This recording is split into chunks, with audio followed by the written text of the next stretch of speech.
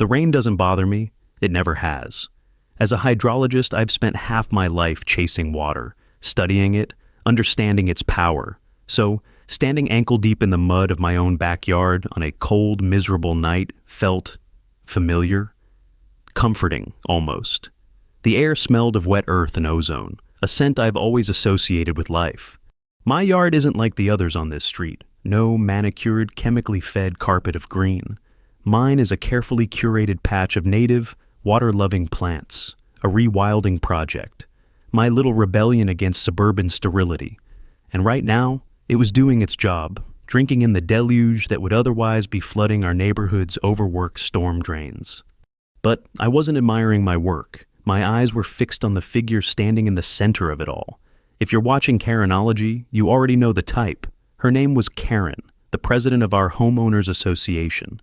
She stood there under a massive golf umbrella, a fortress of dry condescension, in a perfectly white raincoat that somehow repelled every speck of mud. She was flanked by two guys in dark jackets who looked like they were carved from bad attitudes. "Alex," she said, her voice cutting through the downpour. It wasn't a greeting, it was an announcement.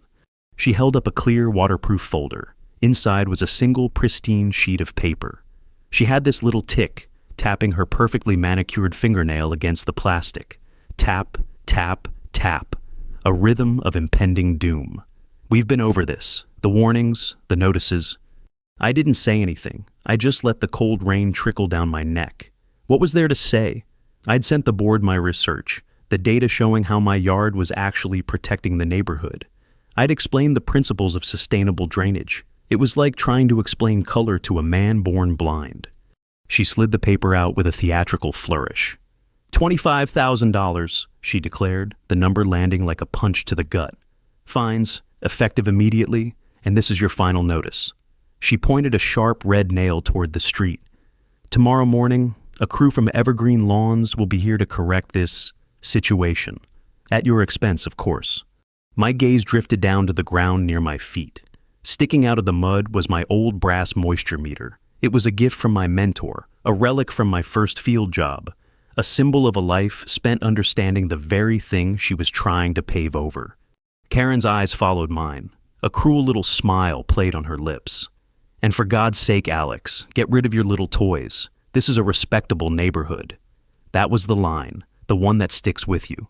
The rules are the rules, Alex. They protect us all. If you've ever had someone with a little bit of power try to crush you just because they can, you know the feeling, that cold, helpless rage that builds in your chest. If you know what I'm talking about, go ahead and hit that like button, because you already know this story doesn't end here. She turned, her two silent henchmen falling in step behind her, and they marched back through my sanctuary, their boots churning the earth into a muddy soup. I just stood there for a long time, the rain washing over me, the $25,000 letter slowly dissolving in my hand. The next morning, the sun came out with a kind of cheerful cruelty. The birds were singing, and in my mailbox was another crisp white envelope from the homeowners association. I didn't even have to open it to feel the dread. I did anyway. The language was cold, corporate, and absolute. The $25,000 was still there, but now they had added the projected cost of the forced landscaping, another $10,000. The total on the bottom of the page was now $35,000. My heart hammered against my ribs. This wasn't a fine, it was a financial execution. And then my phone started buzzing. It was the neighborhood community chat. My screen lit up with a post from Karen. It was a photo she must have taken last night, showing my yard looking like a dark, swampy marsh under the glare of a security light. The caption read, "One resident's negligence is putting the property value and safety of everyone at risk. It's time for decisive action." The comments poured in, a flood of digital pitchforks. "I heard he's attracting snakes. My kid's allergies are worse than ever because of his weeds. It's a mosquito factory back there. Lows, all of it. My carefully chosen native plants were actually repelling pests. But facts didn't matter. Fear did." I sank into a kitchen chair, the phone buzzing on the table like an angry insect. I felt trapped, outmaneuvered. She wasn't just coming for my yard, she was turning my neighbors against me. I was being painted as the villain in my own home. Then, another notification pinged. This one wasn't from the group chat. It was an official email from the Homeowners Association. The subject line made my blood run cold. Emergency board meeting, public hearing on bylaw violations at Lot 72. Lot 72, that was me. This wasn't about a fine anymore. She was putting me on trial. The community clubhouse smelled of stale coffee and self-righteousness. I walked in, and it felt like every conversation stopped, every head turned. The air was thick with it, that mob mentality you can almost taste. It's funny, I've worked in remote, sometimes dangerous places, faced down mudslides and flash floods. But I've never felt a threat quite like a room full of suburban neighbors who've decided you're the problem. The meeting was packed, standing room only. Karen was at the front, perched on a high stool like a queen holding court. She had this serene, almost beatific smile on her face, the kind reserved for martyrs and tyrants. She nodded at me, a gesture that said, "Welcome to your execution." I had my charts, my data, graphs showing rainfall averages, soil saturation levels, the calculated runoff from a standard turf lawn versus a deep-rooted native ecosystem. I thought, naively, that logic would prevail. I thought I was dealing with rational people. When my turn came, I walked to the front. The silence was heavy, judgmental. I pinned my first chart to the corkboard. "Good evening," I started, my voice sounding tight even to my own ears. "My name is Alex. I live at Lot 72. I'm a hydrologist, and I'd like to explain why my yard isn't a threat, but an asset to this community, especially with the record rainfall we've been having." I didn't get another sentence out. "We're not in a university lecture, Mr. Smarty Pants." Karen's voice boomed from her throne. A ripple of smug laughter went through the room. She stood up and walked over to my chart, tapping it with a dismissive flick of her finger. "What we are is a community with rules. Rules that keep our homes beautiful and our property values high. Rules you decided don't apply to you." "These aren't just weeds, Karen," I tried, pointing to the data. "These plants absorb 3 times more water than your lawn. They are actively preventing erosion on the slope. They reduce the load on our storm drains, which, as the records show, have flooded twice in the last 5 years."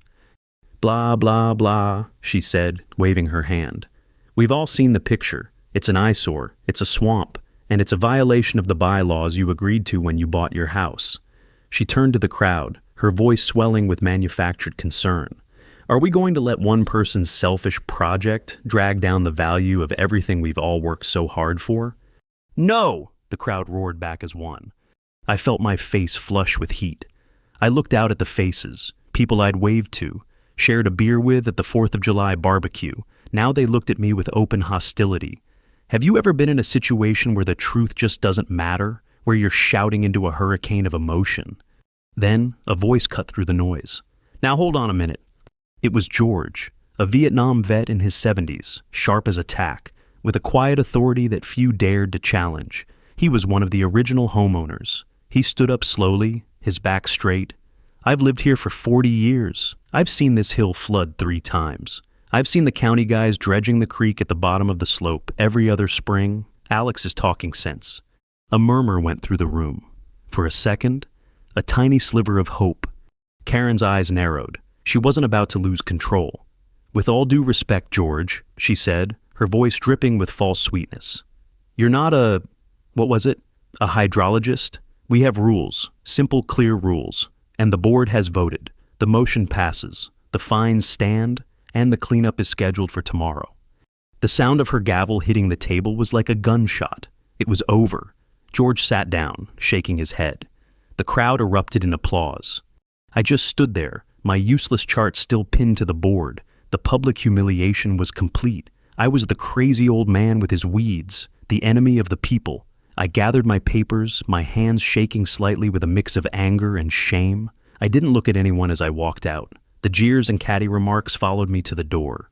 I stepped outside into the cool night air. The rain had stopped. The sky was clear, full of cold, indifferent stars. I walked home, the sound of their victory ringing in my ears. I felt utterly and completely alone. I sat on my porch for what felt like hours, staring into the darkness of the yard they were going to destroy. I had fought, and I had lost. The silence of the night was broken only by the chirping of crickets, a sound that suddenly felt like a countdown. My phone was dead. My spirit was bruised. And in that moment, I honestly didn't know what I was going to do. A soft footstep on the gravel path made me look up. A figure emerged from the shadows. She was young, maybe mid-20s, and looked terrified. She was clutching a cardboard tube like a life raft. I recognized her, but I couldn't place her. She stopped at the bottom of my porch steps, looking over her shoulder as if she expected to be followed. She didn't belong to the mob. Her presence was a question mark in a night full of periods. She stayed in the shadows at the edge of my lawn, hesitating. "Mr. Miller?" she asked, her voice barely a whisper. "I'm Linda, from the county records office." I stared at her. I'd seen her behind the counter a few times, a quiet, mousy girl who always seemed to be avoiding eye contact. Now, she was standing in my yard after 10 o'clock at night. Something was wrong. "It's late, Linda," I said, my voice flatter than I intended. I was too tired for another fight. "I know, I'm sorry," she stammered, taking a cautious step forward into the weak glow of my porch light. The air was still damp, carrying the scent of old paper and something like cheap, nervous perfume. "I was at the meeting. I heard what they said, what they're doing. It's not right." I gave a short, bitter laugh. "Tell that to the 30 people who were ready to tar and feather me an hour ago." She winced. "That's the thing. It's not just about your lawn. It's bigger." She glanced nervously back toward the street again before stepping closer. She held out the cardboard tube she was clutching. "You're a hydrologist, right? You understand maps and water?" I nodded slowly, my curiosity finally starting to stir through the haze of defeat. "I do. You need to see this." She unscrewed the cap and pulled out a rolled-up set of blueprints. They were old, brittle copies, the kind that smelled of dust and forgotten history. She spread them out on my porch railing. They were the original development plans for our subdivision, dated almost 50 years ago. My eyes scanned the familiar layout, the grid of streets and lots. But then I saw it, a thick red line, drawn with a wax pencil, indicating a primary drainage channel. It was a substantial feature, designed to carry storm runoff from the entire hillside safely down to the creek. And it was supposed to run directly through Lot 4. Lot 4, Karen's lot, the biggest house on the block, right at the top of the slope. "Let me tell you something about how things get done," I said, my voice low as I traced the red line with my finger. "Developers cut corners. It's a fact of life. An underground drainage culvert like this costs a lot of money to build." Linda nodded, her eyes wide. "They never built it," she whispered. "I checked the permits, the inspection reports. There's a file for it, but it's empty. They just paved over it, pretended it didn't exist." She pointed to a faint annotation in the margin. I had to squint to read it. It was a handwritten note from the original county engineer. "Critical for slope stability. Do not alter." "They just ignored it?" I asked, a new kind of anger starting to burn in my chest. This wasn't just negligence. This was a cover-up. "They always cut corners on drainage," Linda said, and her words hung in the air. "Look where the water was supposed to go." Suddenly, it all clicked into place. The minor floods, the constant erosion, Karen's fanatical obsession with controlling everyone else's yard, while hers sat on the highest, most vulnerable point. Her perfect water-guzzling lawn was a cosmetic fix on a catastrophic structural flaw. My yard, my little swamp, wasn't the problem. For years, it had been accidentally serving as the neighborhood's unofficial drainage ditch. "Why are you showing me this, Linda?" I asked, looking her straight in the eye. "This could get you fired." She looked down at her shoes. "My grandfather lost his house in a mudslide when I was a kid.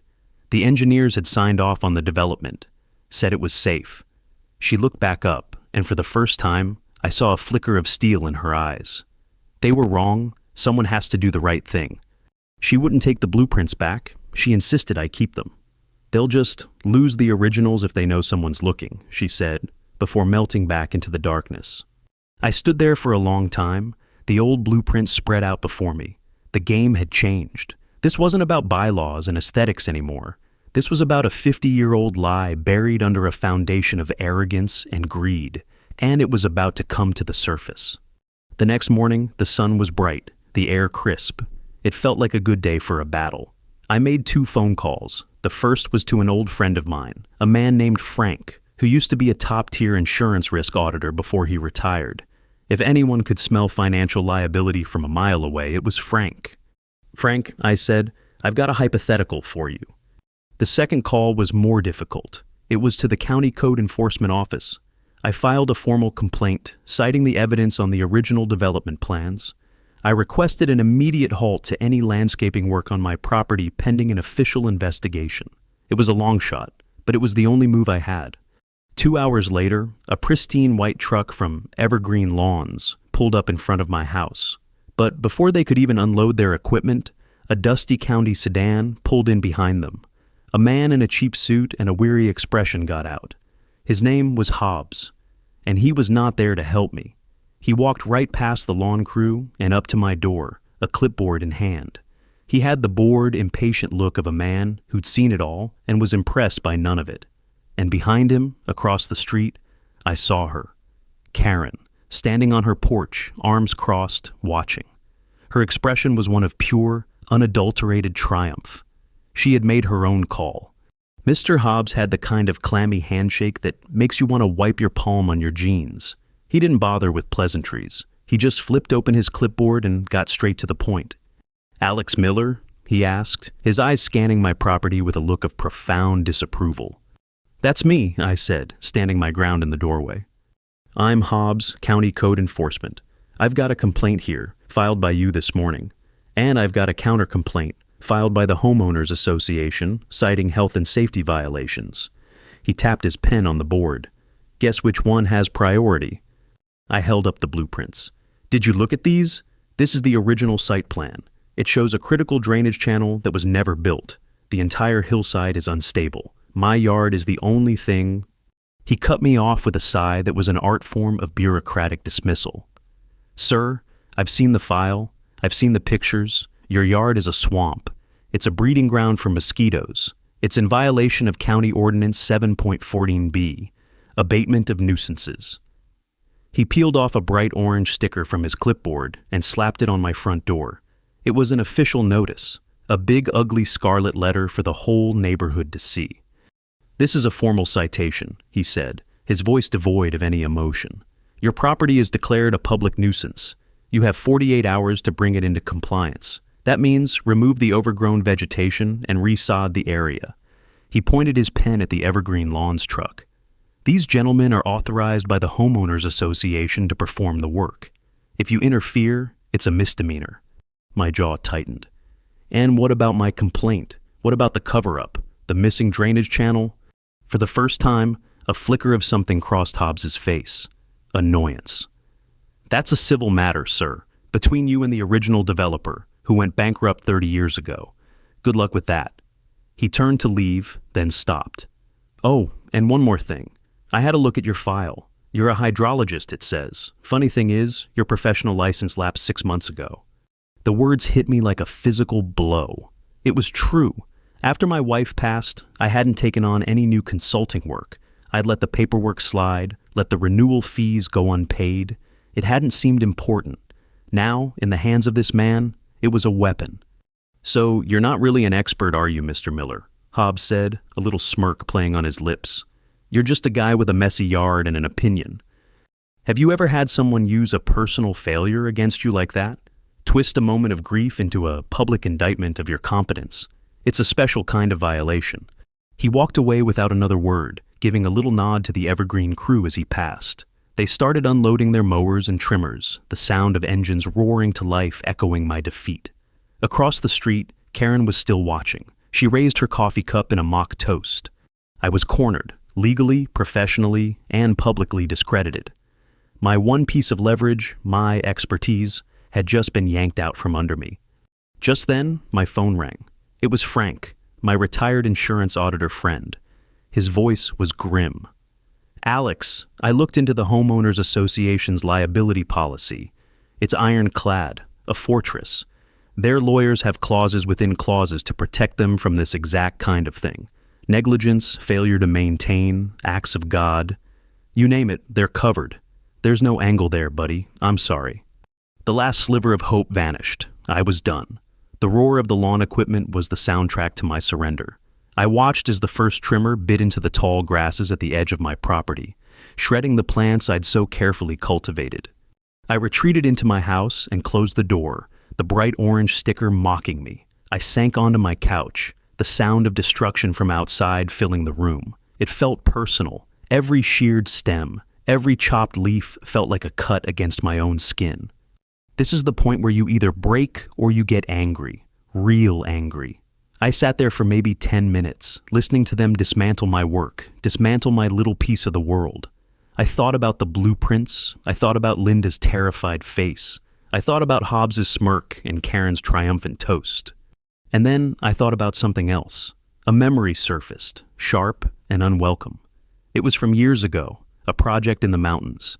A young geologist on my team, a kid named Ben. I'd made a calculation error on soil stability.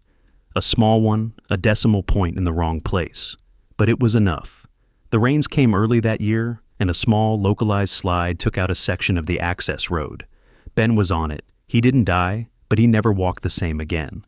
It was my fault. I owned it, I took the blame, and it nearly ended my career. It was the wound I never talked about. That shame, that guilt, it had lived with me for a decade. But right now, sitting in my living room, listening to my world get torn apart, it morphed into something else. It became a cold, hard resolve. I would not make that mistake again. I would not let my failure to act hurt anyone else. The sound of the trimmers suddenly stopped. I looked out the window. The crew was packing up. It was strange. They'd only cleared a small section. Then I saw it. One of the workers was on his phone, looking up at the sky. A dark, bruised-looking bank of clouds was rolling in from the west, much faster than the forecast had predicted. I grabbed my old brass moisture meter from the mantelpiece, the symbol of my past, my expertise, my failure, and an idea, a desperate, wild, and probably stupid idea, began to form in my mind. The fight wasn't over. It had just moved to a different battlefield, my battlefield. The rain was coming, and I knew exactly where it was going to go. The storm that rolled in wasn't just rain, it was a statement. The sky turned a shade of charcoal gray I hadn't seen in years, and the wind began to howl, whipping through the neat suburban trees like an invading army. The half-mown patch of my yard looked pathetic, a battlefield after the first volley. The Evergreen Lawns crew had scrambled away like ants before a flood, leaving their mess behind. I didn't just sit and watch. That cold resolve had taken root. If they wouldn't listen to data, I'd give them a demonstration. I grabbed a heavy-duty rain jacket and my old brass moisture meter, the weight of it feeling solid and real in my hand. Then I went out into the night. Let me tell you, there's a certain clarity that comes with being pushed to the absolute edge. You stop caring about what people think. You stop caring about being polite. All that's left is the mission, and my mission was to map the truth, one data point at a time. I started with my own yard, plunging the meter's prongs into the earth. The needle swung high into the red, saturated, just as I expected. Then I moved to my next-door neighbor's perfect lawn. The reading was even higher. The short, compacted turf was acting like a layer of plastic, shedding water instead of absorbing it. The ground underneath was a soupy, unstable mess. I spent the next 2 hours working my way through the neighborhood in the driving rain, a lone, drenched ghost haunting the pristine streets. I looked like a madman, I'm sure, some guy in a dark coat, poking at people's lawns in the middle of a thunderstorm. I didn't care. With each reading, the picture became clearer, more damning. The entire neighborhood was a sponge on the verge of collapse. The soil saturation levels were off the charts everywhere, but the highest readings, the most dangerous numbers, were all clustered in one area, the top of the slope, right around Karen's house. Her property wasn't just shedding water, it was actively channeling it downhill in invisible subterranean rivers. The 50-year-old lie wasn't just a secret on a piece of paper anymore. It was a ticking time bomb, and the storm was winding the clock. I created a map on my tablet, color-coding the saturation levels. Red for critical, orange for severe, yellow for warning. My yard was a small island of yellow in a sea of angry red. It was the only place the water was actually going where it was supposed to, down. My swamp wasn't the source of the problem. It was the only thing holding back a disaster. As I took my final reading at the bottom of the slope, near the creek that was already beginning to swell, a thought hit me. What would happen if my dam broke? What would happen if they succeeded in turning my yard into another slick, non-absorbent green carpet? The answer was simple. The water, with nowhere else to go, would surge downhill. It would overwhelm the already straining storm drains and likely undermine the foundations of the houses at the bottom of the street. It would be a slow-motion catastrophe. I headed home, drenched but armed. I had the truth, not on a dusty old blueprint, but in real-time, undeniable data. This was no longer my word against Karen's. This was my data against her delusion. The next day was the day of the annual community summer fair. The timing was almost poetic. It was the one day a year the entire neighborhood gathered on the great lawn in front of the clubhouse, the very same lawn that sat directly in the path of my projected flood zone. The storm had passed, leaving behind a world washed clean and deceptively calm. The sun was out. The air was thick with the smell of wet grass and barbecue smoke. Families were out, kids were running around. It was the picture of suburban bliss, a picture I was about to tear to shreds.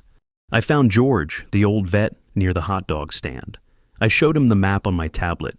He didn't need much convincing. He just stared at the sea of red surrounding his own house near the bottom of the slope and nodded slowly.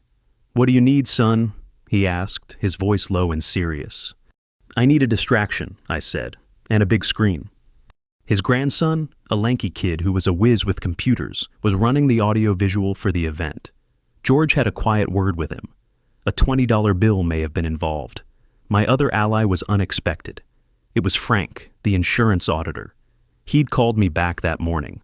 "Alex," he'd said, "I was wrong. I was looking at the wrong kind of liability. Forget their policy. I started looking at the bank covenants on the loan for the whole development. You're not going to believe this." The stage was set. Karen was scheduled to give her annual State of the Community address at noon. It was her moment to shine, to preen, to accept the adoration of her subjects. I waited in the wings, my heart pounding a steady, heavy rhythm against my ribs. This was it. There was no turning back. If this failed, I wouldn't just be the neighborhood pariah. I'd be a lunatic. Have you ever had to bet everything on one single crazy move? That feeling of standing on a cliff, knowing you have to jump, but not knowing if the water below is deep enough? Let me know in the comments if you've ever had to take that leap of faith. And if you're enjoying this ride, maybe stick around and subscribe. You won't want to miss how this ends. At 5 minutes to noon, a fire truck turned onto our street. It wasn't racing. It wasn't an emergency. It just drove slowly, deliberately, and parked right at the edge of the great lawn, its red paint job gleaming in the sun. The driver gave me a subtle nod. Frank had come through. The final piece was in place. The crowd hushed as Karen stepped up to the microphone. She beamed, soaking in the attention. She was wearing a crisp linen pantsuit the color of money. She looked powerful, untouchable.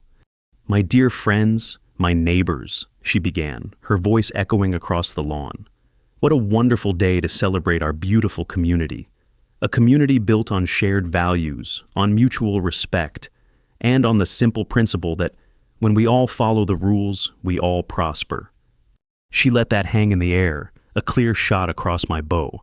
I could feel the eyes of the crowd shifting towards me, a few people whispering and pointing. I stood at the edge of the crowd, my tablet clutched in my hand, my heart pounding a steady, heavy drumbeat. "We have faced challenges this year," she continued, a note of performative solemnity in her voice. "We've had to make difficult decisions to protect the integrity and beauty of our neighborhood. We've had to stand firm against those who would put their own selfish interests above the good of the many." That was my cue. I gave a nod to George's grandson, who was hovering near the AV table. He hit a button. The giant inflatable movie screen behind Karen, which was supposed to be showing a slideshow of smiling families and prize-winning gardens, flickered and changed.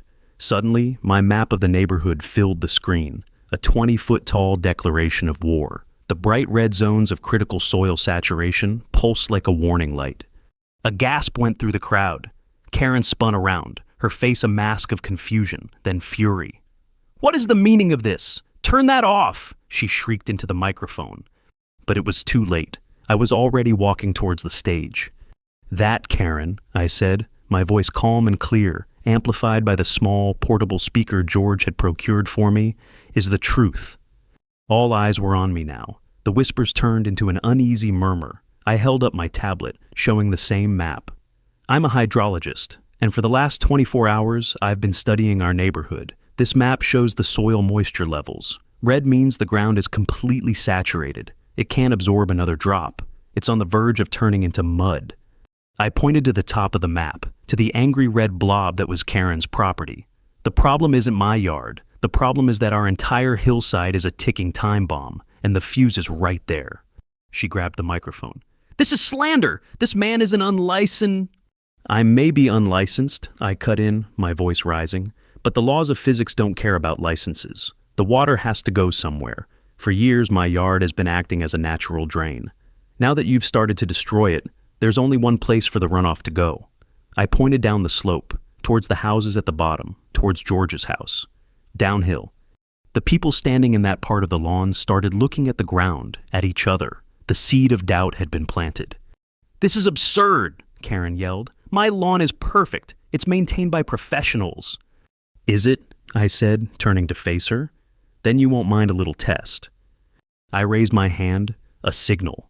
At the edge of the lawn, the fire truck's engine rumbled to life. A fireman unrolled a thick hose, the brass nozzle gleaming. People scrambled out of the way, a wave of confusion and excitement rippling through the crowd. What are you doing? Karen screamed, her composure finally cracking. You can't do this. I'm not doing anything, I said calmly. I'm just going to show everyone what happens when it rains on a perfect lawn built on top of a 50-year-old lie. The fireman aimed the nozzle at the immaculate green carpet right in front of the clubhouse stage. He opened the valve. A powerful jet of water shot out, hitting the turf. For a second, nothing happened. And then, it began. It was exactly as I had predicted. The water didn't soak in. The compacted soil and shallow roots couldn't absorb the sudden deluge. Instead, the water pooled on the surface and then, following the path of least resistance, began to flow. It wasn't a clean, clear stream. It was a muddy torrent. It picked up dirt, mulch from the flower beds, and loose grass clippings, turning into a thick, brown slurry. The crowd watched, mesmerized and horrified. The river of mud flowed directly across the lawn, gathering speed as it went down the gentle slope. It washed over the white chalk lines of the kids' sack race course. It swamped a table of homemade cupcakes, and it flowed directly towards Karen. She stood frozen for a second, her mouth agape. Then she tried to jump back, but it was too late. The muddy water surged around her expensive shoes, staining her pristine white pantsuit with a dark, spreading stain of filth.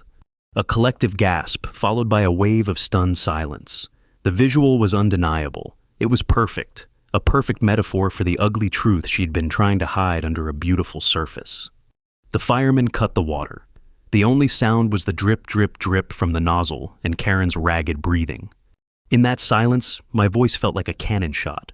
That's your property value, Karen, washing away. The silence that followed was absolute. Everyone stared, first at the muddy ruin of the lawn, then at Karen's stained pantsuit, and finally, at me. In the space of 30 seconds, I had gone from neighborhood crank to prophet. I let the moment hang in the air, thick and heavy. Then I walked over to the AV table and took the main microphone. This isn't about my yard, I said, my voice resonating across the stunned crowd. It's about what's under all of our yards. 50 years ago, the developer who built this neighborhood was supposed to install a primary storm drain under this hill. They didn't. They cut a corner to save money, signed off on the paperwork, and left us all living on a foundation of lies. I projected the old blueprint onto the big screen, the red line of the phantom drain glowing like a fresh wound. For years we've been lucky, but luck runs out. What you just saw, I said, pointing to the muddy mess, is a preview, a small one. The next time we get a real storm, that water is going to look for the fastest way downhill, and it will take everything with it. Now I had their full attention. The homeowners at the bottom of the slope looked pale. The ones at the top looked nervous. But wait, it gets better, I said, and here's where Frank's genius came into play. I pulled a document from my jacket pocket. This is a copy of the master loan agreement for our subdivision, the covenant the developer signed with the bank. It contains a standard clause, one that's still in effect for our homeowners association. It requires the borrower, that's us, to maintain adequate safeguards against soil erosion and landslide risk. I looked directly at Karen, who was still standing frozen in her muddy shame. Maintaining a series of non-absorbent decorative lawns on a known unstable slope isn't just negligent, Karen. It's a direct violation of our contract with the bank that holds all our mortgages. A low murmur started to build in the crowd. This was language they understood: mortgages, contracts, liability. But I figured, why stop there? I pulled out a second piece of paper. This one was an email. I took the liberty of sending my soil saturation map and a copy of that old blueprint to an independent insurance underwriter yesterday. This is his official opinion, I read from the page. The current landscaping practices in this subdivision, specifically the replacement of deep-rooted native flora with shallow-rooted turf grass, represent a willful disregard for known geological risks. In the event of a catastrophic slope failure, any claims would almost certainly be denied due to gross negligence. I folded the paper slowly. And then I sent a copy of that to the Homeowners Association's insurance carrier this morning. I got a call back an hour ago. This was the kill shot. They've tripled our insurance premiums, effective immediately. The murmur exploded into an uproar, 3 times the cost. A tripling of their HOA dues. That was a number everyone could feel in their own wallet. The increase is temporary, of course, I added, raising my voice over the din.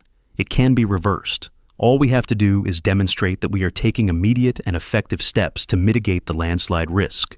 In other words, we have to fix the problem, the real problem. All eyes turned to Karen. Her reign was over. The authority she'd wielded with such arrogance had evaporated in a tide of mud and financial liability. She didn't say a word. She just turned and walked away, her head held high, but the trail of muddy footprints she left on the clubhouse floor told the real story. They held an emergency vote right there on the lawn. Karen was out. They formed a new landscape committee. They asked me to lead it. And here's the thing. I said no. Have you ever fought so hard for something, and then when you finally win, you realize you don't want the prize? I didn't want the power. I didn't want to be the new Karen. All I ever wanted was to be left alone with my little patch of wildness. I told them I'd be a consultant. I'd design the new plan free of charge. I'd help them choose the right plants, create a system of beautiful, functional rain gardens that would make the neighborhood safer and more resilient. But I recommended Linda, the quiet girl from the records office, and George, the wise old vet, to lead the committee. They were the ones who had the courage to do the right thing when it was hard. In the end, my victory wasn't about winning an argument. It was about changing the argument. It was about showing them that the rules they were so desperate to enforce were actually putting them all in danger. Later that evening, I was back in my yard. The damage section looked sad, but I knew it would grow back. I took my old brass moisture meter, the one that had started it all, the symbol of my past failure and my present redemption. I walked to the center of my yard and pushed it deep into the soft, damp earth. I left it there, a silent guardian watching over my little swamp. A reminder that sometimes the wildest places are the safest, and that the truth, like water, will always find its way to the surface.